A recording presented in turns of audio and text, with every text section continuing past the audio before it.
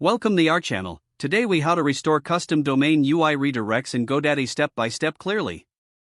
Log in to your GoDaddy account. Navigate to your list of domains. Select the domain you want to manage. Click on the DNS option. Scroll down to the Redirects section. Click on Add to create a new redirect. Choose the redirect type from the available options.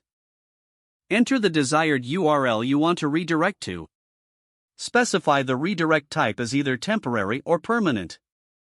Optional, set up forwarding path settings if necessary. Review all entered information for accuracy. Once confirmed, click on the Add button to save changes.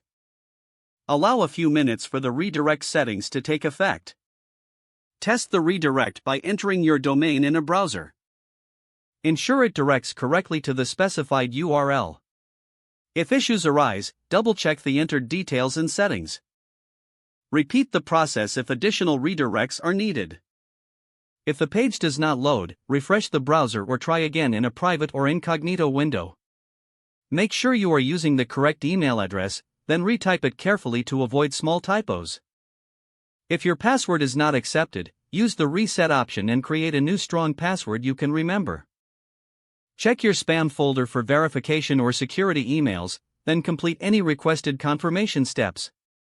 Enable two-factor authentication if available to improve account security and reduce unauthorized access risk. After signing in, review your profile details so your contact information and settings are accurate and current.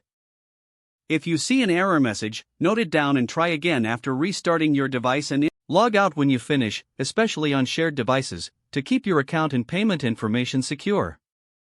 If the page does not load, refresh the browser or try again in a private or incognito window. Make sure you are using the correct email address, then retype it carefully to avoid small typos. If your password is not accepted, use the reset option and create a new strong password you can remember. Don't forget to like this video and subscribe to our channel for more step-by-step tech guides.